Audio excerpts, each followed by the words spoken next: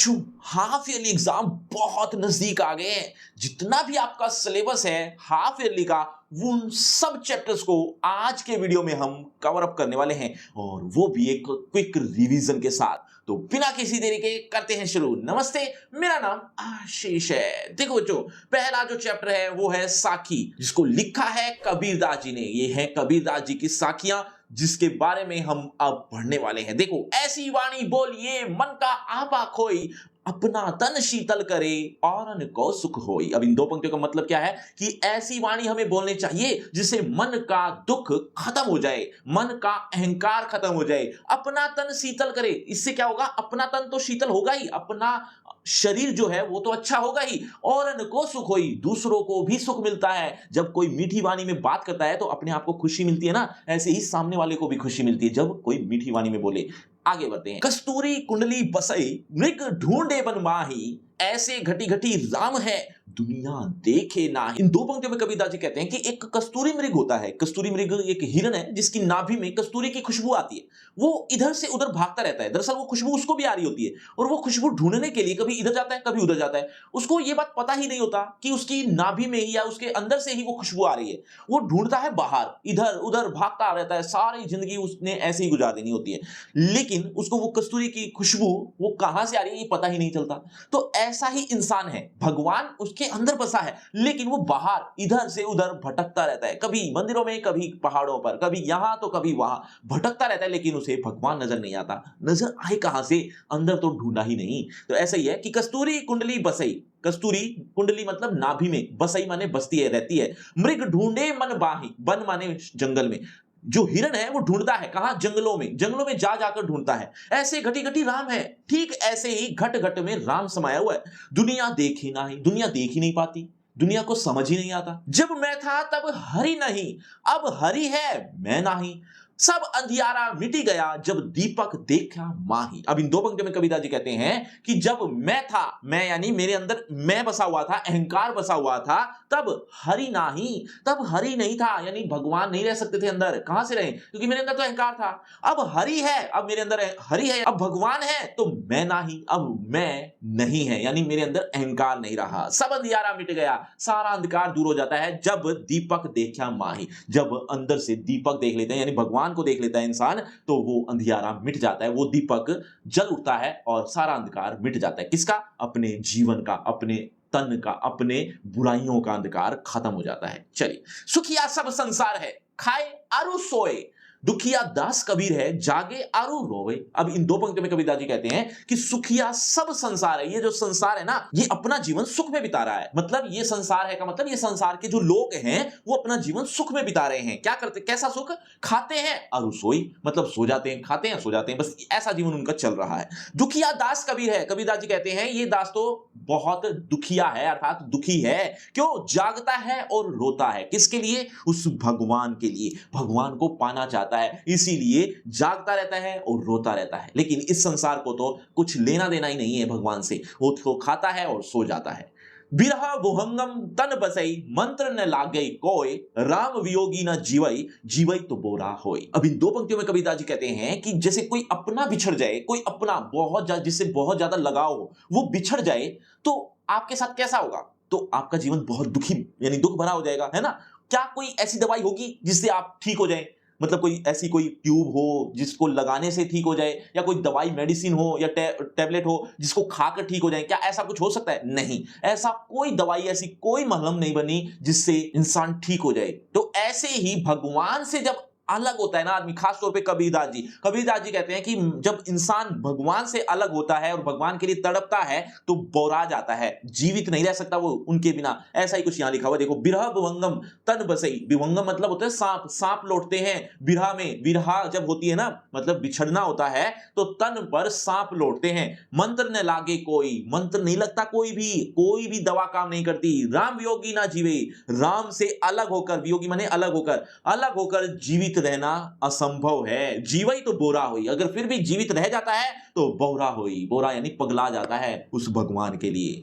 निंदक नेड़ा राखिए, आंगनी कुटी बंधाए, बिन साबन पानी बिना निर्मल करे सुभाए। अब इन दो पंक्तियों में कबीरदास जी कहते हैं। वैसे एक बात और बताता हूं कि बच्चों, मैंने जो अभी आपको व्याख्या बता रहा हूं या बताई जा रही है आगे भी, तो उसमें आप देख रहे होंगे कि मैं जस्ट एक बार क्विक रिवीजन करवा रहा हूं, ना कि एक एक वर्ड का मीनिंग बताकर एक एक लाइन का डिटेल में वर्णन करके नहीं बता रहा हूं। उसके लिए तो आपको लाइन बाय लाइन एक्सप्लेनेशन ही देखनी पड़ेगी। अगर आप वो देख रहे हैं तो आपको ये सारी चीजें अच्छी लगेंगी और एक क्विक रिवीजन के माध्यम से आपकी रिवीजन भी हो जाएगी। लेकिन अगर आप लाइन बाय लाइन एक्सप्लेनेशन पढ़ना चाहते हैं तो लिंक डिस्क्रिप्शन बॉक्स में है, फ्री क्रैश कोर्स के नाम से दिया है, सबसे ऊपर लिंक मिल जाएगा डिस्क्रिप्शन बॉक्स में, तो उसको जरूर देखना। चैप्टर वाइज आपको लाइन बाय लाइन एक्सप्लेनेशन भी मिल जाएगी और इंपॉर्टेंट चीजें भी देखने को मिल जाएंगी, जैसे इंपॉर्टेंट क्वेश्चंस और इंपॉर्टेंट एमसीक्यू टाइप क्वेश्चन। चल, इन निंदक नेड़ा राखिए आंगनी कुटी बंधाए, कबीरदास जी कहते हैं कि अपने निंदकों को तो पास में रखना चाहिए। क्यों? दरअसल ऐसा होता है कि अगर आपका स्वभाव में थोड़ा सा भी गड़बड़ा जाए, यानी कुछ आप गलत कर रहे हो, तो निंदक आपको सुना सुना कर आपके स्वभाव को ठीक कर देता है। उसके लिए तो अगर जगह है ना, तो अपने घर में ही जगह बना दो, उसकी अपने पास ही रखना चाहिए। यही बात कहते हैं कि निंदक नेड़ा राखी, नेड़ा माने पास, निंदकों को तो पास ही रखना चाहिए, और हो सके तो आंगने कुटी बंधाए, आंगन में ही उसकी कुटिया डाल देनी चाहिए, अपने आंगन में ही रख लो उसको। बिन साबुन पानी बिना, वो तो ऐसा कर रहा है जैसे बिन साबुन के, बिना साबुन और बिना पानी के वो निर्मल करे स्वभाव, आपके स्वभाव को निर्मल कर देता है। निर्मल माने साफ कर देता है। आगे देखते हैं, पोथी पढ़ी पढ़ी जग मुआ, पंडित भया न कोई, एक ही अशिर पीव का पढ़े सुपंडित होय। अब इन दो पंक्तियों में कबीरदास जी कहते हैं कि पोथी पढ़ पढ़कर संसार मर गया, लेकिन कोई भी पंडित भया न कोई भी पंडित नहीं हो पाया। पंडित यानी कोई अच्छा विद्वान नहीं बन पाया, लेकिन अगर वो एक अक्षर पढ़ लेते तो वो पंडित बन जाता। वो एक अक्षर कौन सा? पीव का, प्रेम का, भगवान से प्रेम का अगर एक अक्षर भी पढ़ लिया जाता तो पढ़े उसे पंडित होय, पढ़ते ही पंडित बन जाता, विद्वान बन जाता। बच्चों, मृग की कस्तूरी कहां बताई थी? अभी थोड़ी देर पहले ही बताई। एक बार जल्दी से कमेंट करके बताओ, देखना चाहता हूं कितने बच्चे ऐसे हैं जो बहुत ध्यान से सुन रहे हैं। हम घर जालिया आपना, लिया मुरारा हाथी, अब घर जालो तास का, जे चले हमारी साथी। अब इन दो पंक्तियों में कबीरदास जी कहते हैं कि हमने तो अपना जीवन सुधार लिया। कैसे सुधारा? मैंने अपना घर ही जला दिया और ज्ञान की मशाल को अपने हाथ में रख लिया। अब ज्ञान की मशाल कैसी? मतलब मैं जान गया कि भगवान से प्रेम करने का क्या फायदा है, क्या लाभ है। तो जो मैंने अपने ज्ञान की मशाल को अपने हाथ में रख लिया, वो मशाल में आग जल रही है, आग जल रही है, मैंने अपना घर ही जला दिया, अर्थात तो मैंने सब अपना अहंकार, सब बुराइयां त्याग दी हैं। अब घर जालियो तास का, अब हम उनका घर जलाएंगे जो चले हमारे साथी, जो हमारे साथ चलेंगे, हमारे साथ आगे बढ़ेंगे, उनका घर हम चलाएंगे, अर्थात उनको भी ज्ञान करवा देंगे। अब पद, ये पद किसके हैं? मीराबाई के। मीराबाई जी ने पद लिखे हैं और उन्होंने अपने दो पदों में क्या बताया है, एक बार शॉर्ट में मुझसे सुन लो, फिर डिटेल में भी पढ़ते हैं। मीराबाई पहले पद में तो अपने श्री कृष्ण, अपने भगवान से कह रही हैं, क्या कहती हैं कि जिस तरह से आपने दूसरों की पीड़ा को हरा है, यानी दूर किया है, ऐसे ही मेरी पीड़ा भी दूर कर दो। दूसरे पद में क्या बताया है? दूसरे पद में दरअसल भगवान श्री कृष्ण से ही संबोधित करते हुए मीरा कहती हैं कि मुझे अपने पास रख लो, मैं तुम्हारे रोज दर्शन करना चाहती हूं। ये बातें हम डिटेल में समझते हैं। देखो, पहले पद के बारे में बात करें तो हरि आप हरो जनरी भीर, हरि यानी भगवान श्री कृष्ण, आप हरो, हरो माने दूर कर दो, जन माने लोगों की, किसकी? दुख दर्द को, जनरी भीर लोगों के दुख दर्द को दूर कर दो। द्रौपदी री लाज राखी, जिस तरह से द्रौपदी की आपने लाज रखी है, इज्जत रख ली, आपको वो कहानी तो पता ही होगी, मैं कहानी बताने लगूंगा तो बहुत टाइम लग जाएगा। तो जिस तरह से द्रौपदी की इज्जत रख ली, आप बढ़ायो चीर, आपने चीर बढ़ाकर, चीर यानी कपड़ा या साड़ी बढ़ाकर आपने द्रौपदी की लाज रखी थी, ऐसे ही भगत कारण रूप नरहरि, भगत के कारण ही तुम आपने रूप नरहरि, नरहरि का रूप धारण कर लिया था, अर्थात नरसिंह अवतार धारण कर लिया था। धरो आप शरीर, आपने अपने शरीर को नरसिंह अवतार के रूप में ढाल लिया था या बना लिया था।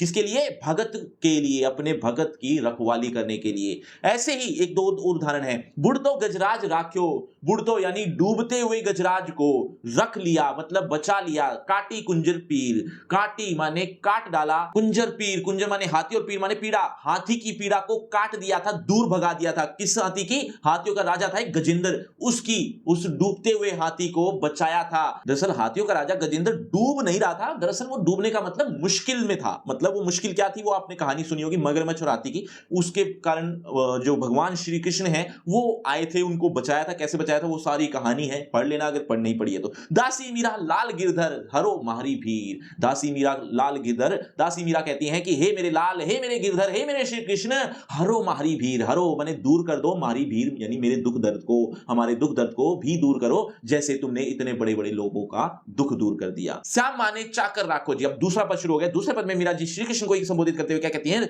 श्याम माने चाकर राखो जी। चाकर माने नौकर, श्याम माने श्री कृष्ण, श्री कृष्ण माने मुझे चाकर राखो जी, मुझे नौकर रख लो। क्यों रख लो वो आगे बताया हुआ है। गिरधारी लाला माने चाकर राखो जी। एक बार फिर से बोल रही है, संबोधित कर रही है कि हे श्री कृष्ण, हे मेरे लाला, माने चाकर राखो जी, मुझे नौकर रख लो। क्यों रख लो वो आगे आया हुआ है। चाकर रहीसु बाग लगाईसु नित उठ दर्शन पाईसु। देखो क्या कहती हैं कि चाकर रखोगे यानी नौकर रख लोगे तो मैं आपके यहां बाग लगाऊंगी, और बाग लगाने के साथ साथ नित माने रोज उठकर दर्शन पाऊंगी, रोज तुम्हारे दर्शन करने को मिलेंगे। वृंदावन री कुंज गली में गोविंद लीला गायसु। वृंदावन यानी वृंदावन की बाग की गलियों में गोविंद लीला गायसु। गोविंद लीला यानी श्री कृष्ण तुम्हारी ही लीला गाऊंगी। चाकरी में दर्शन पाईसु सुमरन पाईसु खर्ची, भाव भक्ति जागरी पाईसु तीनों बाता सरसी। मीराबाई जी कहती हैं कि तीन बातों का लाभ मिलेगा। यहां तीनों बाता सरसी लिखा है, का मतलब तीन बातों से लाभ मिलेगा मुझे। कौन सी पहली क्या थी? चाकरी में दर्शन पाईसु मतलब नौकरी में मैं दर्शन पालूंगी, पहला फायदा। सुमरन पाईसु खर्ची, सुमरन भी सताएगा नहीं, मतलब याद भी मुझे सताएगी नहीं तुम्हारी, मैं तुम्हारा ही सुमरन करूंगी, तुम्हें ही याद करूंगी, तुम्हें ही देखूंगी, मुझे कोई सताएगा नहीं। भाव भक्ति जागरी पासु मतलब इन तीसरा फायदा ये होगा कि भाव भक्ति रूपी संपत्ति मुझे अपने आप ही मिलती रहेगी। तो ये तीन बड़े बड़े फायदे मुझे मिलेंगे एक नौकर रखने से, मतलब मुझे नौकर रख लो। मोर मुकुट पीतंबर सोहे। अब यहां पर श्री कृष्ण की कुछ खूबियां, कुछ वस्त्रों के बारे में, कुछ और व्यवहार के बारे में, स्वभाव के बारे में कुछ मीराबाई जी कह रही हैं। क्या कहती हैं? मोर मुकुट पीले वस्त्र सोहे यानी अच्छे लगते हैं। गल वैजंती माला, गले में एक वैजंती एक प्रकार का फूल होता है, उसकी माला बहुत अच्छी लग रही है, सुंदर लग रही है। वृंदावन में धेनु चरावे मोहन मुरली वाला। वृंदावन में धेनु चराते हैं, धेनु यानी गाय चराते हैं कौन? मोहन मुरली वाला। ये मेरा जो मोहन है यानी सबको मोहित करने वाला, मुरली बजाने वाला, ये धेनु चराते हैं। ऊंचा ऊंचा महल बनाओ बीच बीच राखू बारी। मीराबाई जी कहती हैं कि आप बड़ा बड़ा यानी ऊंचा ऊंचा महल बनाओ, बीच बीच राखू बारी, बीच बीच में उन महलों के बीच में बगीचा रख लेना। सांवरियारा दर्शन पासु पहर कसुंबी साड़ी, और उसी बगीचे में श्री कृष्ण के दर्शन पाऊंगी। पहर कसुंबी साड़ी पहनकर मैं श्री कृष्ण के दर्शन पाऊंगी, ऐसा एक कामना रखती हैं श्री कृष्ण से, एक मनोकामना है मीराबाई की। आधी रात प्रभु दर्शन दीजियो जमुना जी रे तीरा, मीरा रा प्रभु गिरधर नागर हिवड़ो घणो अधीरा। अब मीराबाई जी यहां इन दो पंक्तियों में कभी क्या कहती हैं? कहती हैं कि आधी रात में प्रभु दर्शन दे जाना, जमुना जी दे तीरा, यमुना नदी के किनारे मुझे दर्शन दे जाना, क्योंकि मैं वहीं पर तुम्हारे याद में तरस रही होंगी या तड़प रही होंगी। मीरा रा प्रभु गिरधर नागर, मीरा जी कहती हैं कि मेरे तो प्रभु गिरधर नागर यानी श्री कृष्ण तुम ही हो। हिवड़ो घणो अधीरा, मेरा जो हृदय है वो अधीर हो रहा है, व्याकुल हो रहा है, घणो बहुत ज्यादा। अब मनुष्यता, जिसको लिखा है मैथिली शरण गुप्त जी द्वारा, कवि ने इस पूरी कविता में क्या बताया कि मनुष्यता क्या होती है, और मनुष्यता अगर आपके अंदर है तो आपको क्या करना चाहिए, यही बात अब हम पढ़ेंगे। देखो, विचार लो कि मृत्यु हो ना मृत्यु से डरो कभी, मरो परंतु यो मरो कि याद जो करे सभी। अब इन दो पंक्तियों में कवि ने कहा कि विचार लो कि मृत्यु तो हो लेकिन कभी आप मृत्यु से डरो नहीं, मरो परंतु ऐसे मरो कि याद जो करे सभी याद करें, कुछ ऐसे कर्म कर जाओ। हुई नहीं उसु मृत्यु तो वृथा मरे वृथा जिए, मरा नहीं वही कि जो जिया न आपके लिए। कवि ने यहां कहा कि सुमृत्यु अगर नहीं हुई, यानी सुमृत्यु माने अच्छी मृत्यु अगर नहीं हुई। अब अच्छी मृत्यु से क्या तात्पर्य है कि अच्छे कर्म अगर आप करके नहीं गए तो वृथा मरे वृथा जिए, वृथा ही मर गए वृथा ही जिए थे। मरा नहीं वही कि जो जिया न आपके लिए, वो मरा हुआ नहीं है, मरे हुए पहला ही था। वो कैसा? जो जिया न आपके लिए, जो दूसरों के लिए अगर जीता नहीं, वो मरा हुआ तो पहले से ही था। वही पशु प्रवृत्ति है कि आप ही चरे। पशु प्रवृत्ति होती है तो यानी पशुओं का स्वभाव होता है जो आप ही चरता है, अपना अपना ही स्वार्थ देखता है। वही मनुष्य है कि जो मनुष्य के लिए मरे। मनुष्य तो वो है जो मनुष्य के लिए मरता है, अर्थात दूसरों दूसरों के लिए जीता है। उसी उदार की कथा सरस्वती बखानती, उसी उदार से धरा कृतार्थ भाव मानती। उसी उदार की कथा, उदार लोगों की कथा ही सरस्वती बखानती है। सरस्वती यहां पर किताबों को कहा गया है, किताबों की देवी है ना सरस्वती, तो पुस्तकों में उन्हीं लोगों का बखान होता है जो उदार होते हैं, जो दूसरों के लिए जीते हैं। स्वार्थ भाव रखने वालों का कभी भी सरस्वतियों में नाम नहीं आता। सरस्वती मतलब पुस्तकों में। उसी उदार से धरा कृतार्थ भाव मानती, ये जो धरा है ना, ये जो पृथ्वी है, ये कृतार्थ भाव मानती है। कृतार्थ भाव यानी एक तरह का एहसान मानती है कि तुमने बहुत बड़ा अच्छा काम किया है। उसी उदार की सदा सजीव कीर्ति कूजती, तथा उसी उदार को समस्त सृष्टि पूजती। उसी उदार मतलब जो उदार होता है, जिसने भला किया है, मतलब भले काम किए हैं, अच्छे काम किए हैं, सदा सजीव कीर्ति कूजती। उसकी जो कीर्ति है, उसकी जो यश है, उसकी जो इज्जत है, वो हमेशा चारों तरफ हमेशा सजीव रहती है, जीवित रहती है। वो चाहे मर जाए, लेकिन उसके जो कर्म है वो हमेशा उसके याद किए जाते हैं।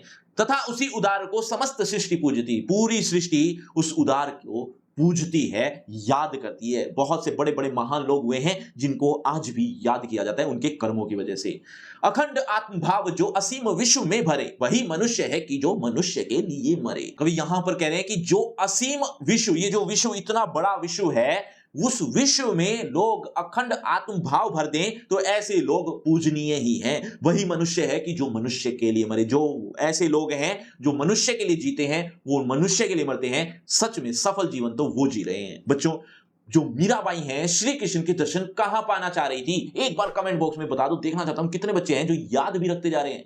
आगे बढ़ते हैं। अब कुछ ऐसे लोगों को जो बहुत अच्छे अच्छे काम करके चले गए, ऐसे लोगों की कथा यहां पर बताई गई। कथा का मतलब उनके बारे में चर्चा है कि उन्होंने कितने बड़े बड़े कर्म किए हैं। शुद्धार्थ रंति देव ने दिया करस्त थाल भी, तथा दधीची ने दिया प्रार्थ अस्ति जाल भी। दधीची ने तो अपना जीवन ही खत्म कर दिया दूसरों के भले के लिए, प्रार्थ के लिए, यानी स्वार्थ के लिए नहीं, प्रार्थ यानी ऑपोजिट, दूसरों के भले के लिए अपना हड्डियों तक का न्योछावर, अपने हड्डियों को भी दान कर दिया था। क्यों? क्योंकि देवताओं को हथियार बनाने थे हड्डियों से। अब हड्डियां आए कहां से? तो दधीची ने अपनी हड्डियां न्योछावर कर दी या दान कर दी। उन्होंने उस हस्ती जाल से, यानी वो वज्र बनाए, हथियार बनाए। और शुद्धार्थ रंति देव ने थाल अपने आप को भूखा रख के दूसरों के सामने सब कुछ फैला दिया था, अर्थात अपना सब कुछ न्योछावर कर दिया था। उशीना क्षितिज ने स्वमास दान भी किया, अपना मांस तक भी दान किया है। ये कथाएं हैं कुछ, आप डिटेल में पढ़ना चाहें तो अपना पढ़ लेना, लेकिन मैं अगर यहां पर बताने शुरू करूं तो बहुत बड़ी वीडियो बन जाएगी। सहर्ष वीर कर्ण ने शरीर चरम विद्या, और जो वीर कर्ण थे उनके बारे में तो खैर जानते ही होंगे आप। उन्होंने सहर्ष खुशी खुशी अपना शरीर चर्म, अपने शरीर की चमड़ी भी दान कर दी थी। अनित्य देह के लिए अनादि जीव क्या डरे। अनित्य देह, ये जो देह है ना, ये जो शरीर है अनित्य है, ये हमेशा के लिए थोड़ी रह जाएगा। इसके लिए जीव क्या डरे, क्या जीव को डरना। मनुष्य बना है इंसान तो मनुष्यता तो होनी ही चाहिए, दूसरों का भला तो करना चाहिए। वही मनुष्य है जो मनुष्य के लिए मरे। सहानुभूति चाहिए, महाविभूति है यही, वशीकृता सदैव है बनी हुई स्वयं मही। मही यानी धरती। ये धरती हमेशा एहसान मानती है। सदैव का मतलब हमेशा वश में रहती है, हमेशा अच्छा ही मानती है ऐसे लोगों का जो सहानुभूति दिखाते हैं। जो सहानुभूति दिखाते हैं महाविभूति है, वो बहुत बड़ा इंसान है वो। विरुद्धवाद बुद्ध का दया प्रवाह में बहा, विनीत लोक वर्ग क्या न सामने झुका रहा। अब इन दो पंक्ति में कवि कहते हैं कि विरुद्धवाद बुद्ध का बहुत विरुद्ध हुआ, यानी विरोध हुआ। दया प्रवाह में बहा, उन्होंने हमेशा दया प्रवाह में अपना जीवन बहा दिया। विनीत लोक वर्ग, विनीत जो झुके रहते हैं, हम्बल रहते हैं, ऐसे लोग वर्ग के सामने क्या जमाना झुका नहीं? हर एक झुक गया। अगर आप विनीत हैं, विनम्र हैं, दूसरों का भला करते हैं, दूसरों पर दया करते हैं या दया दिखाते हैं, वही उदार है परोपकार जो करे। वही मनुष्य है कि जो मनुष्य के लिए मरे। वही उदार लोग हैं जो परोपकार करते हैं, दूसरों का भला करते हैं, जो मनुष्य के लिए जीते हैं और मनुष्य के लिए मर जाते हैं। रहो न भूल के कभी मदांध तुच्छ वित्त में, सनाथ जान आपको करो न गर्व चित्त में। अपने आप को सनाथ मत जान लो कि मेरे माता पिता जीवित हैं या मेरे ऊपर इसका हाथ है, मेरे ऊपर उसका हाथ है, पता नहीं क्या क्या सोचते रहते हैं अहंकार में। तो ऐसे लोगों को स्पष्ट रूप से कवि ने कहा कि सनाथ जान के आप गर्व मत कर बैठो। कोई भी यहां पर अनाथ नहीं है। यहां लिखा भी हुआ है अनाथ कौन है, यहां कोई अनाथ नहीं है। क्यों? क्योंकि त्रिलोकनाथ साथ है। वो भगवान हमारे साथ हमेशा रहता है। दयालु दीन बंधु के बड़े विशाल हाथ हैं, उस दीन बंधु के बड़े विशाल हाथ हैं, उसका हाथ सब पर है। अतीव भाग्यहीन है अधीर भाव जो करे, वो बहुत भाग्यहीन है यानी भाग्य के बिना है, जो अधीर भाव जो करे, जो जिसका भाव अधीर है। अधीर भाव का मतलब जिसको बस अपने ऊपर हाथ किसका है ये जानकर कि मैं सनात हूं, मेरे ऊपर इतने बड़े बड़े लोगों का हाथ है, मेरे माता पिता का हाथ है, ये है वो है, ऐसा भाव रखने वाले भाग्यहीन होते हैं। वही मनुष्य है कि जो मनुष्य के लिए मरे। मनुष्य तो वो होता है जो मनुष्य के लिए जीता, मनुष्य के लिए मरता है। अनंत अंतरिक्ष में अनंत देव हैं खड़े। अनंत अंतरिक्ष है, ऊपर देखो एक बार, अनंत अंतरिक्ष है, कभी खत्म नहीं होने वाला। उसमें अनंत देव भी खड़े हैं, जिनका वो किसके लिए हैं, वो हमारे लिए हैं। समक्ष ही स्वबाहु जो बढ़ा रहे बड़े बड़े, अपने बाहु अपनी बाजुएं समक्ष मतलब सामने रख देते हैं, फैला देते हैं, उनका हाथ हमेशा हमारे ऊपर रहता है। परस्परम लंब से उठो तथा बढ़ो सभी, अभी अमृत अंक में अपंक हो चढ़ो सभी। अब इन दो पंक्तियों में कवि कहते हैं कि एक दूसरे का सहारे से उठो और आगे बढ़ो, एक दूसरे की सहायता करो। ऐसा नहीं होना चाहिए कि रहो न यो कि एक से न काम और का सरे, ऐसा ना हो कि एक अगर काम नहीं कर रहा, एक साथ नहीं दे रहा तो कोई आगे नहीं बढ़ पा रहा, तो ऐसा कर्म नहीं करना चाहिए। वही मनुष्य है जो मनुष्य के लिए मरता है। मनुष्य मात्र बंधु है, यही बड़ा विवेक है। अगर मनुष्य अपने आप को बंधु मान ले, यानी दूसरों का भाई सगा, या यूं कह सकते हो कि कोई मित्र मान लेता है अपने आप को कि मैं सबका मित्र बनूंगा, यही बड़ा विवेक है, ये बहुत बड़ा विवेक है, ये बहुत बड़ा ज्ञान है। पुराण पुरुष शंभु पिता प्रसिद्ध एक है। पुराण पुरुष शंभु वो भगवान, शंभु वो होता है जो अपने आप को ही उत्पन्न करता है, अर्थात वो भगवान, भगवान पिता प्रसिद्ध एक है, वो एक है, वो सबका साथ देता है। फलानुसार कर्म के अवश्य बाह्य भेद है, परंतु अंतरेक्य में प्रमाणभूत वेद है। इन दो पंक्तियों में कवि कहते हैं कि फलानुसार अपने कर्म को वो अवश्य बाह्य रूप से भेदता है, अर्थात देखता रहता है, समझता है, वो जानता है किसको कितना देना है। अब अपने अंदर वो हमेशा हमेशा हमेशा के लिए जीवित रहता है। आगे बढ़े। अनर्थ है कि बंधु ही न बंधु की व्यथा हरे, वही मनुष्य है कि जो मनुष्य के लिए मरे। अब इन दो पंक्तियों में कवि ने क्या कहा, कवि कहते हैं कि अनर्थ हो जाएगा अगर बंधु बंधु की व्यथा ही ना हरे। व्यथा माने पीड़ा, अगर बंधु बंधु की पीड़ा नहीं हर पा रहा तो ये बहुत बड़ा अनर्थ है। अगर मनुष्य मनुष्य के लिए ही नहीं जीता, मनुष्य के लिए नहीं मरता, तो ये बहुत बड़ा अनर्थ माना जाएगा। बच्चों मैं एक बार फिर कह रहा हूं कि अगर आपको लाइन बाय लाइन यानी वर्ड टू वर्ड व्याख्या डिटेल में समझनी है तो उसके लिए तो आपको फ्री क्रैश कोर्स में जाना पड़ेगा, लिंक डिस्क्रिप्शन बॉक्स में है, जहां पर आपको A to Z चीजें देखने को मिल जाएंगी। एक बार क्लिक जरूर कर लेना, लेकिन पहले वीडियो देख लेते हैं। चलो अभिष्ट मार्ग में सहर्ष खेलते हुए, विपत्ति विघ्न जो पड़े उन्हें ढकेलते हुए। अगर विपत्ति पड़ रही है, विघ्न पड़ रहे हैं, तो उन्हें हमें ढकेल कर आगे बढ़ना चाहिए। अभिष्ट मार्ग है, सहर्ष खेलते हुए, सहर्ष यानी खुशी खुशी हमें आगे बढ़ना है। घटे न हेल मेल, हाँ घटे नहीं मतलब घटना नहीं चाहिए, कम नहीं होना चाहिए। क्या हेल मेल यानी भाईचारा, भाईचारा आपस में कम नहीं होना चाहिए। बढ़े न भिन्नता, कभी भिन्नता नहीं आनी चाहिए, भिन्नता यानी अलग अलग नहीं मानना चाहिए। ये चीजें कभी भी दिमाग में मत रखो। अतर्क एक पंथ के सतर्क पंथ हो सभी, पंथ चाहे किसी के कहीं पर जा रहे हो, अलग अलग रास्ते हो सकते हैं, लेकिन अपने पंथ पर हमेशा एक दूसरे का सहारा बनकर जीना चाहिए। तभी समर्थ भाव है कि तारता हुआ तरे, वही मनुष्य है जो मनुष्य के लिए मरे। समर्थ भाव वो है जो तारता हुआ तरे, अपने आप को तो तारे, अपने आप को तो पार लगाए, लेकिन दूसरों को भी नैया पार कर दे। मनुष्य वो है जो मनुष्य के लिए मरता है। अमरता के गीत बच्चों कहां गाए जाते हैं, एक बार जल्दी से कमेंट कर दो। देखना चाहता हूं कितने बच्चे ऐसे हैं जो बहुत ध्यान से सुने। अभी कविता में ही बताया था अमरता के गीत कहां गाए जाते हैं, जल्दी से कमेंट करो। आगे बढ़ते हैं अगली कविता में। पर्वत प्रदेश में पावस, जिसको लिखा है सुमित्रा नंदन पंत जी द्वारा। इस कविता में पर्वत प्रदेश में यानी जहां पहाड़ ही पहाड़ हैं, ऐसे प्रदेश में पावस ऋतु जब आती है, पावस यानी वर्षा ऋतु जब आती है, उसका वर्णन इस कविता में हमें देखने को मिलेगा। मतलब पहाड़ी इलाकों में जब वर्षा होती है तो वहां सुंदर सुंदर नजारे होते हैं, उन्हीं सुंदर नजारों का वर्णन हम पढ़ेंगे। अब देखो, पावस ऋतु थी, पर्वत प्रदेश, पल पल परिवर्तित प्रकृति वेश। प्रकृति का जो वेश है पल पल परिवर्तित होता है, कब? जब पावस ऋतु आती है। कहां? पर्वत प्रदेश में। मतलब बहुत सुंदर सुंदर नजारे हर पल देखने को मिलते हैं। मेखलाकार पर्वत अपार, मेखलाकार यानी बड़े बड़े आकार वाले जो पर्वत हैं वो अपार हैं। अपार यानी बहुत सारे हैं, जैसा आप यहां चित्र में भी देख रहे हैं। अपने सहस्र दृग सुमन फाड़, अपने सहस्र यानी हजार, हजारों कह सकते हो, हजार नहीं हजारों, दृग सुमन यानी फूल रूपी आंखें फाड़ फाड़ कर देख रहे हैं। ये जो पहाड़ हैं, ये पर्वत बहुत बड़े बड़े हैं और अपनी हजारों फूल रूपी आंखों को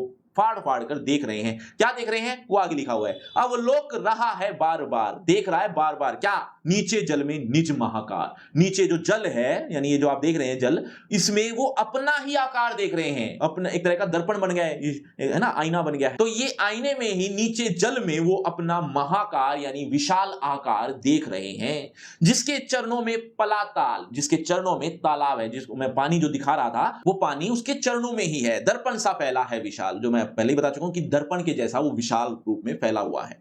गिरी का गौरव गाकर झरझर, गिरी मतलब पर्वत, पर्वत का गौरव गा गा कर झरझर बह रहे हैं। कौन? झरने। देखो यहां पर आप चित्र में भी देख रहे हैं, वही आगे भी लिखा हुआ है, मद में नस नस उत्तेजित कर। मद यानी मस्ती, मस्ती में बह रहे हैं अपने नस नस को उत्तेजित करते हुए, यानी बहुत स्पीड से जब वो बहते हैं ना तो वो कल कल की आवाज करते हुए, झरने बनाते हुए और झरनों के साथ साथ झाग को उत्पन्न करते हुए वो बह रहे हैं। वही बात लिखी हुई है। मोती की लड़ियों से सुंदर, मोती जैसे होते हैं ना, बड़ी सुंदर होते हैं, वैसी ही उन मोतियों की लड़ियों के समान वो सुंदर लग रहे हैं। देखो आप चित्र में, झरते हैं झाग भरे निर्झर, झरते हैं यानी गिरते हैं झाग से भरे हुए झरने, निर्झर माने झरना। गिरिवर के उर से उठ उठकर, गिरिवर यानी पर्वत से, पर्वत के हृदय से उठ उठकर, अभी ये दृश्य वो जो पहले बताया था वो अलग था, अब ये जो दृश्य है यहां पर लिखा हुआ है। देखो ये जो एक पर्वत है जिसके बीच बीच में आपको पेड़ दिख रहे होंगे और वो पेड़ गगन को छूने की कोशिश कर रहे हैं, है ना, तो वही लिखा हुआ है, पर्वत के उर से, उर यानी हृदय से, उठ उठकर यानी निकल रहे हैं उच्चाकांक्षाओं से तरवर, यानी तरवर यानी पेड़, पेड़ अपने आप की ऊंची कामना लिए हुए उस हृदय से यानी उस पेड़ के हृदय से झांक रहे हैं नीरव नभ पर, नीरव नभ पर यानी उस शांत आकाश पर झांक रहे हैं। अनिमेष एकटक होकर देख रहे हैं, अटल कुछ चिंता पर, कुछ चिंता में डूबे हुए और कुछ अटल हैं, वो एकटक उस शांत आकाश को देख रहे हैं। समझ आ गया? एक बार फिर से बता देता हूं कि पर्वत के हृदय से निकलकर अपनी ऊंची कामना लिए हुए वो जो पेड़ हैं उस शांत आकाश को झांक रहे हैं। वो पेड़ कैसे हैं? कुछ ऐसे हैं जो चिंता में डूबे हुए हैं, कुछ अटल हैं और वो एक तक देख रहे हैं। आगे बात समझ, आगे बढ़ते हैं। उड़ गया अचानक लो भूदर, भूदर यानी पहाड़, अचानक उड़ गया, अर्थात वो जो पहाड़ था ना अचानक गायब हो गया। कैसे गायब हो गया? और इतना भारी पहाड़ कैसे गायब हो सकता है? दरअसल फड़का अपार पारद के पर, बादल के पंख आ जाते हैं, बादल के पंख आ जाते हैं तो वो छुप जाता है, इसीलिए कहा कि वो उड़ गया, अचानक ही उड़ जाता है। मतलब वहां वातावरण ही ऐसा है कि एक एक पल में बादल आते हैं, बरसते हैं, गायब हो जाते हैं, धूप आ जाती है, झरने गिरने लग रहे हैं, सब एक एक पल में हो रहा है। तो यही बात लिखी है कि अचानक वो गायब हो जाता है क्योंकि बादल के पंख आ जाते हैं, अर्थात बादलों ने उन्हें घेर लिया है। रव शेष रह गए हैं निर्झर, रव शेष यानी आवाज केवल निर्झरों की रह गई है, यानी उस झरनों की जो बह रहे थे वो उसकी आवाज शेष रह गई है, बाकी सब छुप गया है। टूट पड़ा भू पर अंबर। अब भू पर अंबर कैसे टूटता है? भू यानी धरती, धरती पर अंबर यानी आकाश टूटने का मतलब बरसात होने लग गई, बहुत तेज मूसलाधार। बच्चों पावस का मतलब मैंने क्या बताया था अभी थोड़ी देर पहले तो बताया, एक बार जल्दी से कमेंट कर दो, देखना चाहता हूं कितने बच्चे ऐसे हैं जो बहुत अच्छे से सुन रहे हैं। धस गए धरा में सभ्य शाल, मतलब यहां जो धरती है उसमें धस गए, कौन? एक वृक्ष का नाम है शाल, वो शाल डर के साथ छिप गए हैं, अर्थात धरती में ही धस गए हैं। उठ रहा धुआं जल गया ताल, अब यहां जो तालाब दिख रहा है उसमें धुआं उठ रहा है, धुआं उठ रहा है अब धुआं कहां से आया? वहां कोई आग भी नहीं जल रही थी, वो धुआं है बादलों का, तो वो धुआं जल उठा है। यो जलदयान बादल रूपी विमान में विचर विचर, मतलब बादल रूपी विमान में घूम रहा है, कौन? इंद्र खेलता हुआ इंद्रजाल, इंद्र खेल रहा है, अर्थात चारों तरफ बादल ही बादल आ गए हैं और उन बादलों में इंद्र इंद्रजाल कर रहा है, अर्थात अपना जादूगरी दिखा रहा है। कभी वो बादल भेजता है, कभी बरसात करवा देता है, मतलब खूब मनोरम दृश्य हो गया है वहां पर। यह बात इस कविता में बताई गई थी।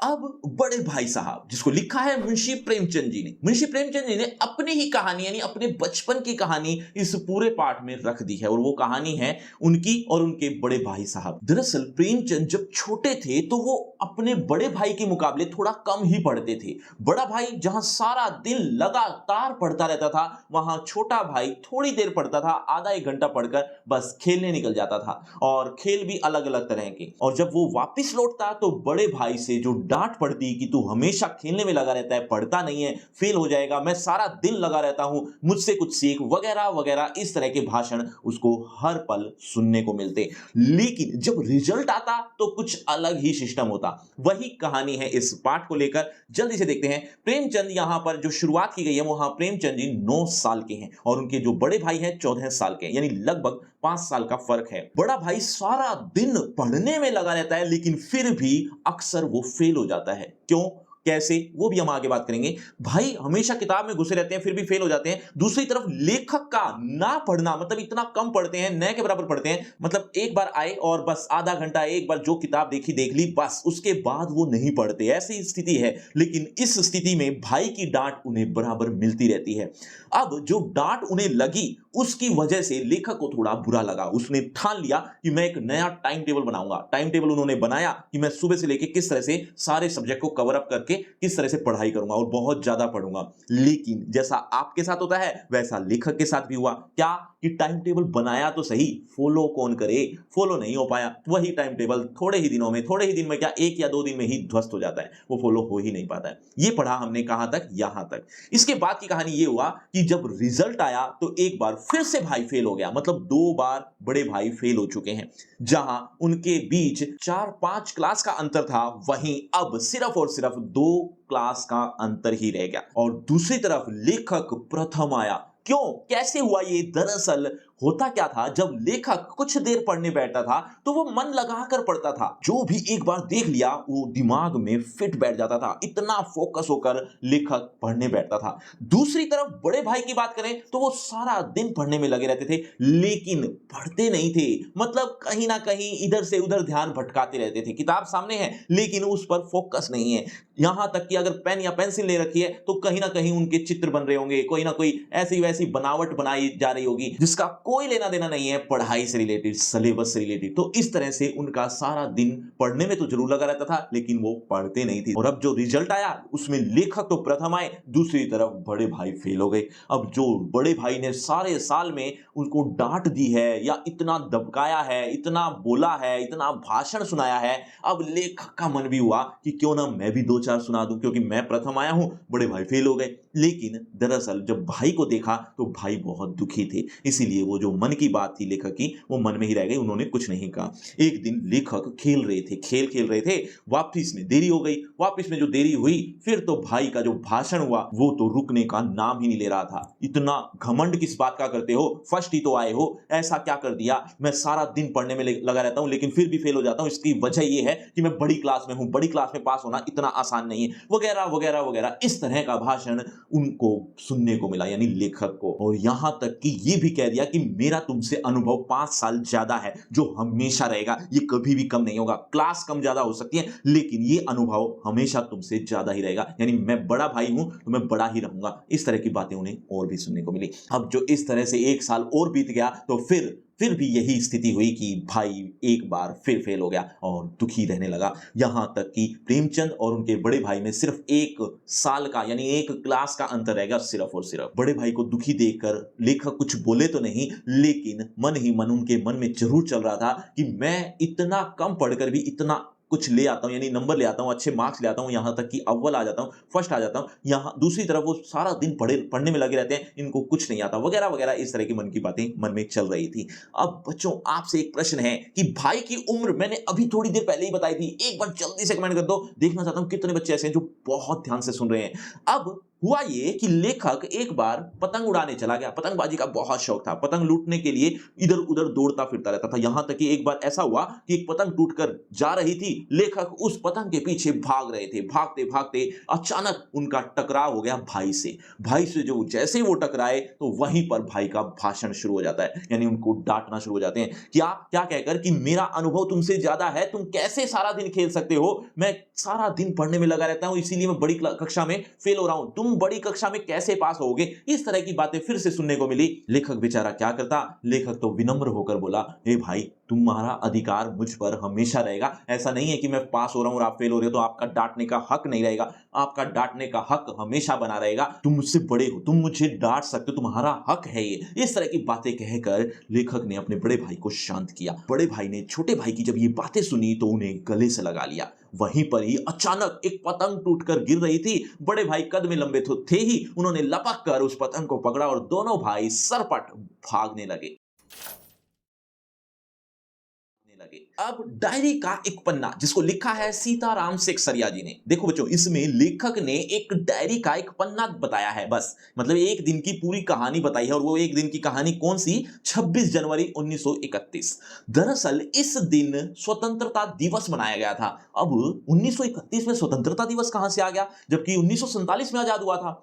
दरअसल हुआ यह था कि 1931 नहीं बल्कि 1930 से एक दो साल पहले से ही स्वतंत्रता दिवस लोगों ने मनाना शुरू कर दिया था, ताकि अंग्रेजों पर इसका प्रभाव पड़े। तो सब लोग अपने अपने लेवल पर स्वतंत्रता दिवस मनाते थे। और कोलकाता में ये जो स्वतंत्रता दिवस मनाया गया, उसका वर्णन इस कहानी या इस पाठ में, इस डायरी लेखन में वर्णित है। देखो बच्चों, हुआ क्या था? इस दिन यानी 26 जनवरी 1931 में स्वतंत्रता दिवस मनाया गया। कहां पर? कोलकाता में। लेकिन उससे पहले प्रचार प्रसार भी तो करना होता है, ताकि लोगों को पता चले इस दिन करेंगे क्या। तो वो प्रचार प्रसार भी किया गया। प्रचार प्रसार में लगभग 2000 रुपए खर्च हुए। अब 2000 आज के मुकाबले में तो न के बराबर ही है, लेकिन उस समय के 2000 रुपए बहुत ज्यादा थे। दरअसल हुआ ये कि वो जब चारों तरफ प्रचार प्रसार कर रहे थे, या ये दिन जब आ गया था, उस दिन उससे पहले ही बल्कि मॉन्यूमेंट के चारों तरफ पुलिस का पहरा लगा दिया गया था। किसके द्वारा? अंग्रेजों के द्वारा, ताकि ये जो स्वतंत्रता दिवस है ये मना ना पाए, या इनके द्वारा जो भी गतिविधि की जा रही है उस पर नजर रखी जा सके। अब जो विद्यार्थी संघ के जो मंत्री थे, उनका नाम था अविनाश बाबू। अविनाश बाबू के झंडा गाड़ने पर पुलिस ने उन्हें गिरफ्तार कर लिया। लोगों से मारपीट की गई, मतलब खूब पुलिस द्वारा मारपीट करके यानी लाठीचार्ज करके उन्हें पीटा गया। लेकिन ये तो एक जगह की स्थिति थी, ऐसे ही जगह जगह जुलूस निकल रहे थे। लोग निश्चित जगह पर एकत्रित हो रहे थे, मतलब एक जगह बना ली गई थी, वहां पर सबको इकट्ठा होना था। तो वहीं जुलूस निकाल निकाल कर सब लोग वहीं जा रहे थे, इकट्ठा हो रहे थे। एक तरह की रैली सी निकाली गई थी। और जो टाइम डिसाइड था 4:24 पर एक जगह पर सबको इकट्ठा होना था, और उस समय यानी 4:24 पर ही झंडा फहराया जाएगा, ये निश्चित किया गया था। 4:10 पर सुभाष बाबू यानी सुभाष चंद्र बोस जी वहां पर पहुंच गए। पुलिस द्वारा वहां पर लाठियों से चार्ज किया गया, मतलब लाठियां चलाई गई, और सब लोग जो वहां मौजूद थे वंदे मातरम के नारे लगाने लगे। यहां तक की जो कहानी थी हमने पढ़ी लगभग यहां तक की। इसके आगे क्या हुआ? लोगों पर जो लाठियां लगी उसकी वजह से सब लोग लहूलुहान हो गए, लेकिन टस से मस न हुए। स्त्रियों का भी जुलूस निकाला गया। लगभग 105 स्त्रियों को जेल में डाल दिया गया। किसके द्वारा? अंग्रेजों के द्वारा। उस दिन 200 लोग लगभग घायल हो चुके थे। मतलब इतना बड़ा बंदोबस्त किया गया था, इतना जोर शोर से स्वतंत्रता दिवस मनाया गया था। लोगों पर लाठियां भी चली थी, झंडा भी फहराने पर लोगों को जेलों में डाल दिया गया। यहां तक कि कुछ भी घटित होता, पुलिस क्या करती? लोगों को जेल में डाल देती। एक लाइन थी कि कोलकाता में काम नहीं हो रहा है। काम नहीं हो रहा का मतलब क्या है? दरअसल यहां पिछले साल भी स्वतंत्रता दिवस मनाया गया था, जहां पर कुछ खास जोर शोर नहीं दिखा था। इसीलिए इस साल स्पेशल यहां पर स्वतंत्रता दिवस मनाया गया, और ऐसा जोर शोर दिखाया गया कि यहां तक कि पुलिस को भी लोगों को जेल में डालना पड़ा। तो ये जो कलंक लगा हुआ था इस कोलकाता पर, वो कलंक मिट गया था। ऐसा लेखक ने इस डायरी लेखन में वर्णन किया। बच्चों, झंडा कितने बजे फहराना था? एक बार जल्दी से कमेंट दो, देखना चाहता हूं कितने बच्चे हैं जो याद भी रखते जा रहे हैं। अब ततारा वामिलो की कथा, जिसको लिखा है लीलाधर मंडलोई जी ने। इस कहानी में क्या है? दरअसल अंडमान और निकोबार जो द्वीप समूह हैं, दो अब अलग अलग स्थान हैं, पहले कभी एक ही स्थान हुआ करते थे। आज उनके बीच अच्छी खासी दूरी हो गई है। वो दूरी कैसे हुई है, इसी के ऊपर एक पुरानी कथा है। सच है या झूठ वो तो बाद की बात है, लेकिन इस कहानी में इसको सच मानकर बताया गया है। क्या कि ततारा एक कैरेक्टर हैं जो बहुत ही सुंदर थे, बहुत ही आकर्षक थे। उनका डील डोल बहुत अच्छा था, उनका व्यवहार भी बहुत अच्छा था। यहां तक कि वो दूसरों की सहायता करने में भी हिचकते नहीं थे, हमेशा दूसरों की सहायता करने में लगे रहना। और एक खास बात थी, उनके पास एक लकड़ी की तलवार थी, जो रहस्यमयी तलवार थी। कोई नहीं जानता उसमें कितनी पावर थी, लेकिन सबको यह पता था कि यह बहुत पावरफुल तलवार है। एक बार हुआ यह कि ततारा सागर के किनारे पर बैठा हुआ था। अचानक उसके कानों में गीत सुनाई दिया। जो गीत उसने सुना वो बहुत आकर्षक था, सुरीला था, मजा आ रहा था, एक तरह से कहने का मतलब। ततारा सुनते सुनते बहुत मदमस्त हो गया था, लेकिन अचानक वो गीत रुक गया। दरअसल हुआ ये कि जो वो गीत गा रही थी, उसके चेहरे पर अचानक पानी की यानी समुद्र की पानी की बूंदें आ जाती हैं और वो गाना बंद कर देती है। अब ततारा वहां से उठा और देखने गया कि गाना कौन गा रहा था और अचानक रुक कैसे गया, तो वहां देखता है कि एक लड़की है। अब उस लड़की से प्रश्न पूछा कि तुमने गाना क्यों रोक दिया? तब लड़की ने पूछा कि तुम कौन हो? ऐसे कर करके प्रश्न पर प्रश्न चलते रहे, किसी ने उत्तर नहीं दिया। जो वो लड़की थी लास्ट में उसने जवाब दे ही दिया कि मेरा नाम वामीरो है। इस तरह से उनके बीच जो 2-3 बातें हुई, उसके बाद ये कहकर वो विदा ले लेते हैं कि मैं कल यहीं पर तुम्हारी प्रतीक्षा करूंगा। ये कहकर वो चले जाते हैं। अब घर पर जो दोनों आ गए, दोनों के हृदय विचलित हो रहे थे। विचलित थे, बेचैन थे, अगले दिन की प्रतीक्षा में थे। और अगले दिन जब ततारा उसी स्थान पर वापस आया, वामीरो की प्रतीक्षा करने लगा। वामीरो वहां आई कुछ टाइम के बाद, दोनों बस चुपचाप खड़े रहे, कोई कुछ नहीं बोला, बस एक दूसरे को देखा, वहीं पर बैठ गए, बैठे गए और एक टाइम के बाद वापस चले गए। इस तरह से वो हर बार वहां पर आते और बैठकर थोड़ी बहुत बातचीत करके वापस चले जाते। लोगों को ये खबर पता चल गई, मतलब सब और ये खबर फैल गई कि यहाँ पर ये दोनों मिलते हैं, दोनों के बीच कुछ ना कुछ तो चल ही रहा होगा। लेकिन दोनों के बीच शादी होना ये असंभव था। क्यों? क्योंकि दोनों अलग अलग गांव से थे और रीति अनुसार, उस समय की जो रीति थी, उस समय रीति के अनुसार इन दोनों का मिलन असंभव है, क्योंकि ये अलग अलग गांवों से हैं। ये बात हमने यहां तक पढ़ ली है। अब एक बार हुआ ये कि पशु पर्व का आयोजन हुआ, जहां पर काफी पशु आते हैं नीलामी के लिए और वहां पर कुछ लोग भी आए हुए थे देखने के लिए, तो उनमें ततारा भी शामिल था। वामीरो की प्रतीक्षा हो रही थी, वामीरो भी वहीं आने वाली थी। लेकिन जब वामीरो की मां ने उस ततारा को देखा, वो पहचान गई ये ततारा है, इसी से ये मिलने जाती है वगैरह वगैरह वगैरह, तो वह जो मां का गुस्सा उस पर निकला, किस पर? ततारा पर। वो ततारा अपने आप को अपमानित महसूस करने लगा। उसने अपनी तलवार निकाली और धरती पर जोरदार प्रहार किया और एक लकीर खींच दी, और ऐसी जोरदार लकीर खींची कि जमीन 2 टुकड़ों में विभक्त हो गई। दूसरी तरफ ततारा था, बाकी तरफ वो लोग थे। अंडमान और निकोबार जो 96 किलोमीटर का जो गैप आया हुआ है, वो इसी वजह से आया हुआ है। ऐसी प्रथा, ऐसी कथा वो सब लोग मानते हैं जहां जो वहां पर रहते हैं। ततारा लहूलुहान होकर वीर गति को प्राप्त हो जाता है। लहूलुहान कैसे हो जाता है? वो दरअसल एक किनारे पर फंस जाता है और वो दूसरी तरफ जो धरती फट गई थी, वो बाकी लोग दूसरी तरफ थे, वो बेचारा कोई भी उसका सहायक नहीं होता, तो इसीलिए वो लहूलुहान होकर वीर गति को प्राप्त हो जाता है। ततारा का जो ये त्याग था, वो इस प्रथा को खत्म कर देता है कि एक गांव से दूसरे गांव में शादी नहीं हो सकती। इस प्रथा को अब वहां के लोग नहीं मानते। अब तीसरी कसम के शिल्पकार शैलेंद्र, दरअसल ये पाठ है एक फिल्म के बारे में। फिल्म का नाम है तीसरी कसम, जिसको बनाया है शिल्पकार शैलेंद्र जी ने। शिल्पकार शैलेंद्र जी ने तो ये फिल्म बनाई है, लेकिन इस पाठ को लिखने वाले हैं प्रहलाद अग्रवाल। ध्यान रख लेना अच्छे से। चलिए, बात है ये 1966 की, जब ये फिल्म बनी थी। ये पहली और अंतिम फिल्म थी किसकी? शिल्पकार शैलेंद्र की। शैलेंद्र नाम है, शिल्पकार तो उनके बारे में, मतलब वो कलाकार थे, इसीलिए उनको शिल्पकार कहा गया। वो गीतकार भी थे, कवि भी थे, मतलब गीत भी लिखते थे जिसको लिरिसिस्ट कहते हैं, और वो कवि भी थे। कवि तो कविता लिखते हैं जिसको पोएट कहते हैं। दरअसल हुआ क्या कि इस फिल्म में, यानी तीसरी कसम फिल्म में, राज कपूर ने अपनी भूमिका निभाई थी, और राज कपूर उस समय के फेमस एक एक्टर हुआ करते थे। लेकिन शैलेंद्र की ये पहली फिल्म थी, तो उन्होंने, यानी राज कपूर ने कहा कि मैं तो इसका एडवांस लूंगा। हालांकि इनके बीच अच्छी खासी दोस्ती थी, लेकिन ये जो एडवांस वाली बात थी ना, वो थोड़ी मजाक ढंग से ली गई। मजाक में राज कपूर ने कहा कि मैं पहले से ही एडवांस लेना चाहता हूं, मतलब जितना भी मेरा मेहनताना है वो मैं पहले ही लूंगा फिल्म बनने से पहले। तो उन्होंने अब मन मारकर पूछा कि बोलो कितना दूं, तो उन्होंने कहा 1 रुपया। तो अब वो 1 रुपया, हालांकि उस टाइम था तो ज्यादा ही, लेकिन इतना ज्यादा नहीं था। वो 1 रुपया, राज कपूर तो बहुत अच्छी खासी फीस लेते थे, 1 रुपया उनके मुकाबले में बहुत कम था, तो इसीलिए वो एडवांस बस वही लिया गया, उसी में उन्होंने पूरी फिल्म को शूट किया।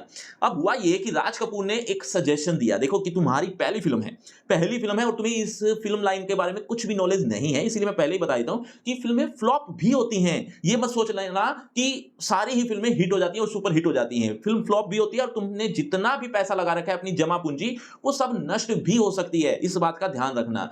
तब शैलेंद्र जी ने अपने मन में सोचा कि नहीं, मैं इस फिल्म को पैसे के लिए नहीं बना रहा। बस शैलेंद्र जी ने तो अपनी आत्मसंतुष्टि के लिए यह फिल्म बनाई थी, और यहां तक कि इस फिल्म का प्रचार प्रसार भी नहीं किया गया, प्रमोशन जिसको कहते हैं, प्रमोशन भी नहीं किया गया। ये सारी बातें हम यहां तक पढ़ चुके हैं। इसके आगे हुआ ये कि 420 फिल्म के एक गीत में एक लाइन थी क्या, कि 10 दिशाएं। उस पर बड़ा विवादित हुआ ये, मतलब बहुत विवाद हुआ कि 10 दिशाएं तो होती ही नहीं है।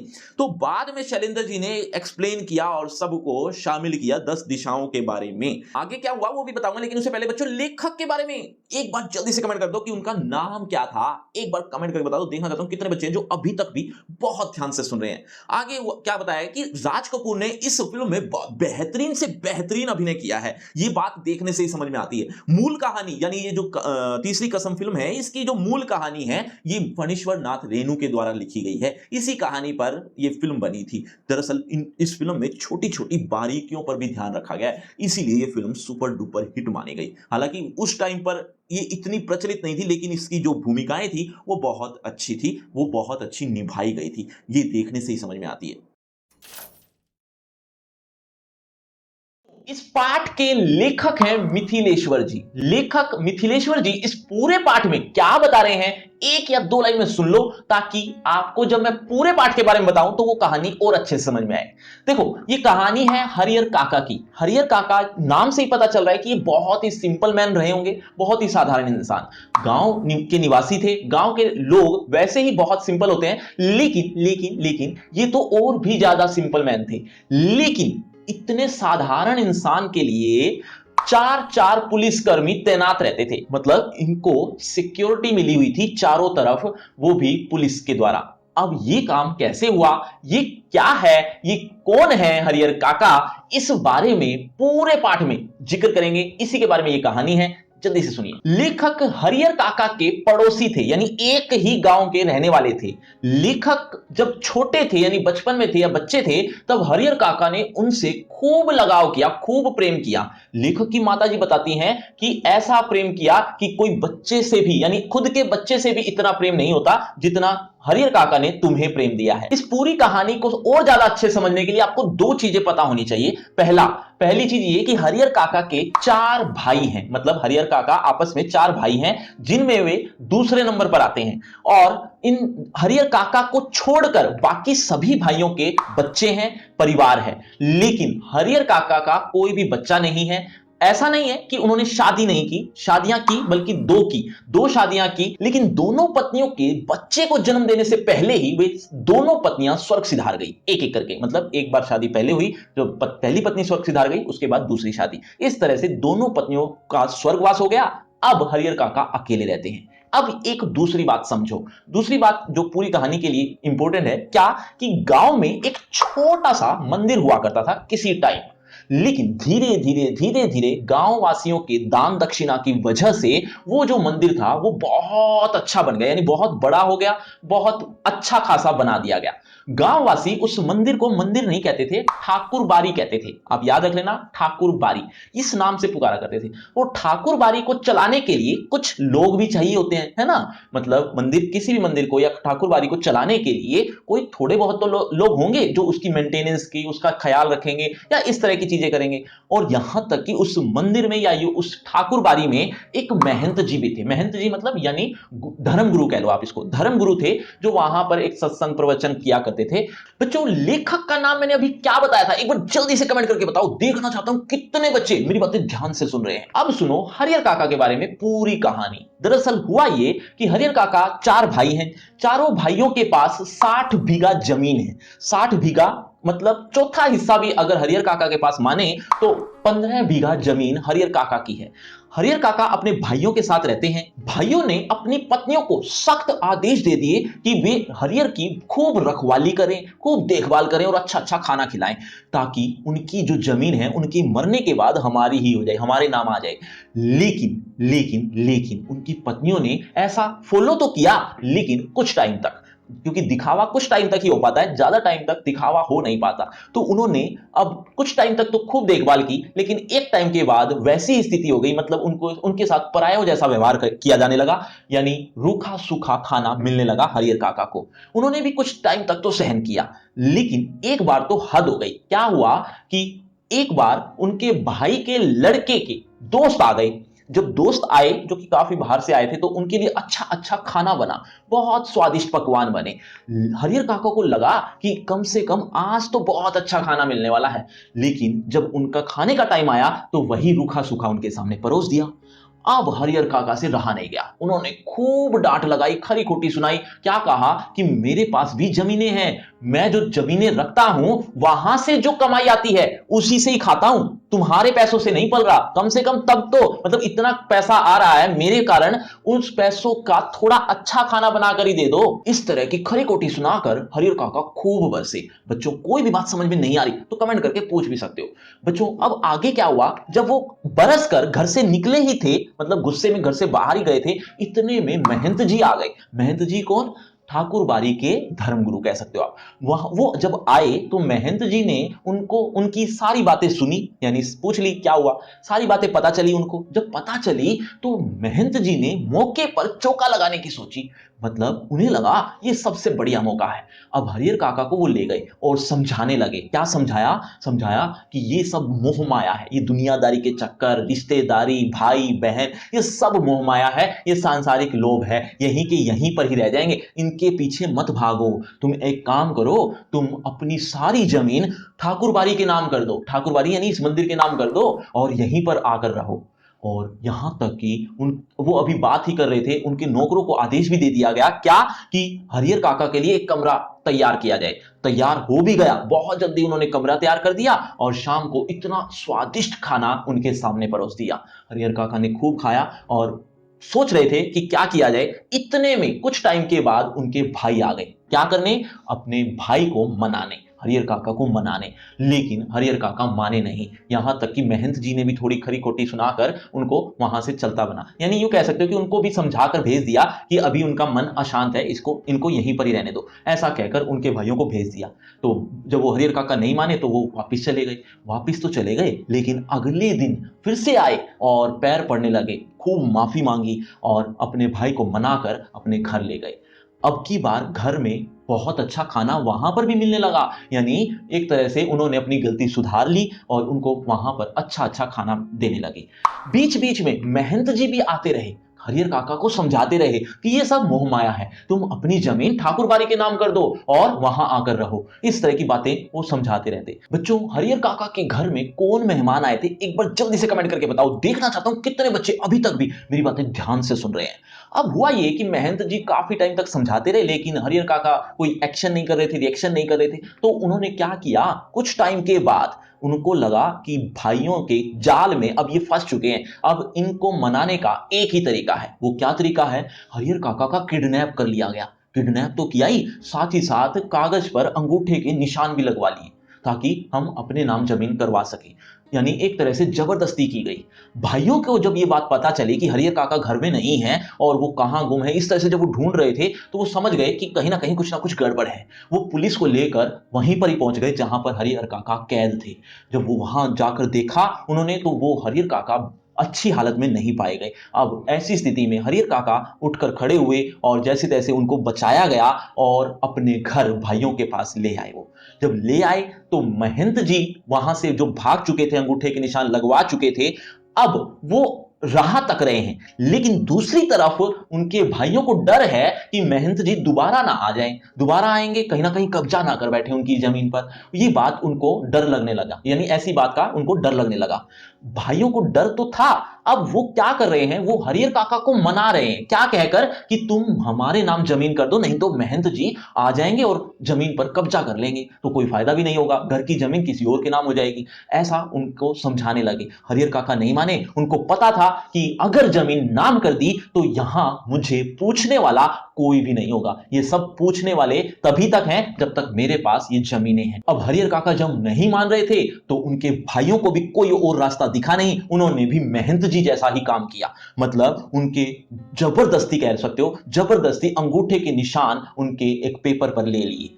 अब स्थिति ये हुई, ये बात महंत जी को पता चल गई। महंत जी दौड़े दौड़े पुलिस के साथ आए और जब पाया तो हरियर काका बहुत बुरी स्थिति में थे, यानी कि उनके साथ बहुत बुरा बर्ताव किया जा रहा था, जबरदस्ती अंगूठे के निशान ले लिए गए थे। ये सारी बातें हरियर काका ने उनको यानी पुलिस के सामने बोल दी। अब ये स्थिति हुई एक टाइम के बाद। अब दोनों ही ऐसी घात लगाए बैठे हैं कि कब हरियर काका यहां से चले जाएं या उनका कोई और ठिकाना हो जाए तो हम वो सारी जमीन अपने नाम करवा लें, ऐसा दोनों पक्ष के लोग सोचने लगे, यानी उनके भाई और महंत जी।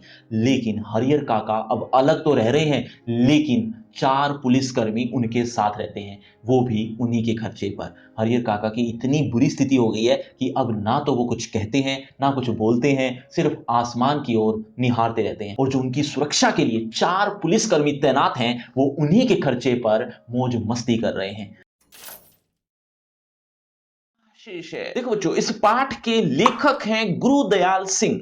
गुरुदयाल सिंह जी ने इस पूरे पाठ में क्या बताया है, एक बार जल्दी से मुझसे सुन लो, ताकि मैं जब इस चैप्टर को डिटेल में पढूं, डिटेल में समझाऊं, तो आपको यह पूरा चैप्टर बहुत अच्छे से समझ में आ जाए।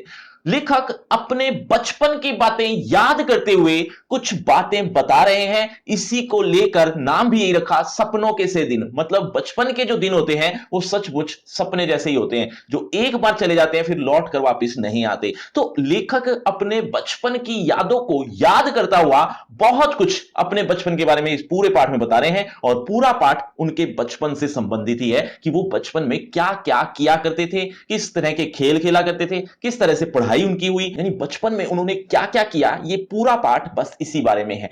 तो देखते जाइए, डिटेल में समझते हैं। देखो बच्चों, लेखक जब तीसरी या चौथी कक्षा में थे तब की बातें वो याद करते हुए अपने बचपन के बारे में बता रहे हैं कि हमारे जितने भी साथी थे, लेखक कहते हैं कि हमारे जितने भी साथी थे वो लगभग एक जैसे ही थे। मतलब उनकी जो वेशभूषा थी, उनका जो व्यवहार था, वो सब एक जैसा ही था। नंगे पांव रहना, और जो कुर्ते पहन रखे होते थे वो बिना बटन वाले हुआ करते, बिखरे हुए बाल रहते थे। तो इस तरह की वेशभूषा लगभग सबकी एक जैसी ही थी। और यहां तक कि जब हम खेल खेलते तो खेल खेलते हुए कभी चोट लग जाती तो हमारे माँ बाप हम पर तरस नहीं करते थे, बल्कि हमें ही पीटने लग जाते थे। पहले का जमाना ऐसे ही था कि ऐसा, आजकल तो ऐसा है कि छोटी सी खांसी भी हो गई या थोड़ी सी छींक भी आ गई तो भी डॉक्टर के पास ले जाते हैं। लेकिन ये उस टाइम का जमाना है जब माँ बाप कोई तरस नहीं करते थे, अगर चोट लग गई तो और पीटते थे। और जितने भी साथी थे उनमें से एक आध को छोड़कर किसी की भी रुचि पढ़ाई में नहीं थी। माँ बाप भी इतने एक्टिव नहीं थे कि वो पढ़ाई शुरू करवा सके या पढ़ाई को आगे बढ़ा सके या पढ़ाई के बारे में सोच सके। वो उनको फ्री छोड़ दिया करते थे, पढ़े तो पढ़े, ना पढ़े तो ना पढ़े, उनको कोई इतना खास मतलब था नहीं। तो इस तरह की बचपन की बातें बताता हुआ लेखक कहता है कि ये दिन कब बीत गए हमें पता भी नहीं चला, लेकिन आज भी ज्यों की त्यों याद है। बच्चों, लेखक का नाम मैंने क्या बताया था, एक बार जल्दी से कमेंट करके बताओ, देखते कितने बच्चे ध्यान से सुन रहे हैं मेरी बातें। अब लेखक बचपन की आगे की बातें बताता हुआ कहता है कि हमें नई क्लास में जब जाना होता तो एक्साइटमेंट तो होती, लेकिन साथ ही टीचर का भी डर रहता। अब वही टीचर फिर से आएंगे, फिर पढ़ाएंगे, पता नहीं क्या क्या बोलते रहेंगे, इस तरह की बातें उनके मन में आती। तो एक्साइटमेंट तो होती थी, लेकिन टीचर का जो डर था वो भी बहुत ज्यादा था। और छुट्टियां जब हुआ करती तो छुट्टियों का काम भी मिलता, जिसको आप ग्रीष्मकालीन अवकाश कह सकते हो या फिर समर वैकेशन की जो होमवर्क कहते हैं उसको। तो वो होमवर्क जब उन्हें मिलता तो अब वो छुट्टियां हैं, मान लो 30 दिन की है, तो उन्होंने ज्यादातर छुट्टियां तो ऐसे ही खेलने में बिता दी। कभी नानी घर चले गए, कभी तालाब में नहाने चले गए, इधर उधर खेल कूद में बिताकर लगभग आधी से ज्यादा छुट्टियां तो उन्होंने वैसे ही वेस्ट कर दी। अब टीचर का डर सता रहा है। टीचर का डर सता रहा है का मतलब अब आई बारी होमवर्क करने की, कि होमवर्क करना है, अब इतने सवाल हम रोज करेंगे तो जाके जल्दी से काम कंप्लीट हो पाएगा। इस तरह का डर, इस तरह का हिसाब वो अपने मन में लगाया करते। लेखक आगे बताता है कि लेखक के स्कूल में ही एक बच्चा होता था जिसका सिर बहुत बड़ा था। मतलब शरीर इतना बड़ा नहीं था लेकिन सिर बहुत बड़ा था। तो जब भी उसकी किसी से लड़ाई होती तो वो सिर से लड़ाई करता था, और अपनी उम्र से भी ज्यादा बड़ी उम्र वालों को वो मिनट में हरा दिया करता था। मतलब उसका सिर कुछ खास ही था एक तरह का। लेखक अपने स्कूल के बारे में बताता हुआ कहता है कि हमारा जो स्कूल था वो बहुत बड़ा नहीं था, छोटा सा स्कूल था। उसके हेडमास्टर, यानी हमारे जो हेडमास्टर थे, नाम था मदन मोहन शर्मा। मदन मोहन शर्मा जी बहुत ही सॉफ्ट दिल के थे, बहुत ही अच्छे स्वभाव वाले, बहुत ही प्यार से वो बताते थे। कभी कभी ही शायद ही उन्होंने कभी गुस्सा किया हो, इतने सॉफ्ट पर्सन थे। और इसके साथ इसकी दूसरी तरफ एक पीटी टीचर थे, पीटी टीचर जिनका नाम था श्री प्रीतम चंद, जिनका स्वभाव बड़ा गुस्सैल था। मतलब बहुत स्ट्रिक्ट टीचर थे, या यूं कहें कि वो जब प्रेयर में लाइन बनवाते थे, पीटी टीचर का काम यही है प्रेयर करवाना, तो वो प्रेयर में जब लाइन बनवाते थे बिल्कुल सीधी उनको चाहिए होती थी। अगर थोड़ी सी भी गर्दन किसी की इधर से उधर हुई या वो टेढ़ा खड़ा हो गया कोई भी बच्चा, तो वहीं पर ही उसकी पिटाई कर देते थे। बहुत सख्त टीचर थे, बच्चे बड़े डरते थे। मतलब 2-4 बच्चों को छोड़कर सभी बच्चे रो रो कर ही स्कूल आते थे।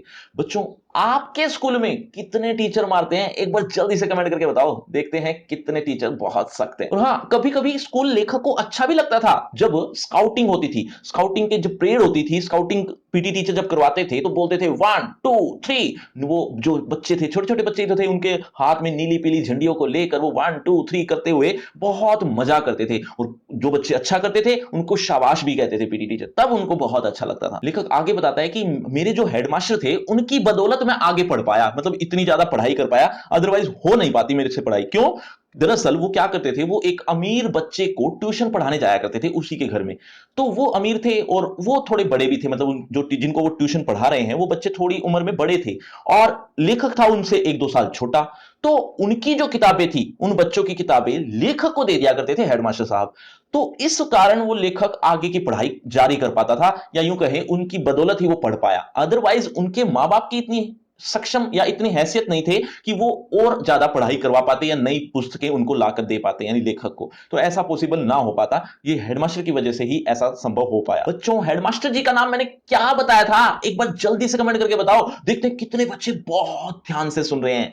अब आगे लेखक एक घटना बताते हैं। घटना किस तरह की? दरअसल उनके स्कूल में वो जब लगभग चौथी कक्षा में रहे होंगे, तो चौथी कक्षा में जब लेखक था तो उनके जो पीटी टीचर थे, जो कि फारसी भी पढ़ाते थे, तो फारसी पढ़ाने के लिए एक दिन आए और उन्होंने एक शब्द रूप याद करने के लिए दे दिया। अब वो शब्द रूप उन्होंने होमवर्क, मतलब एक तरह का होमवर्क था, लगभग 24 घंटे के बाद सुनना शुरू किया।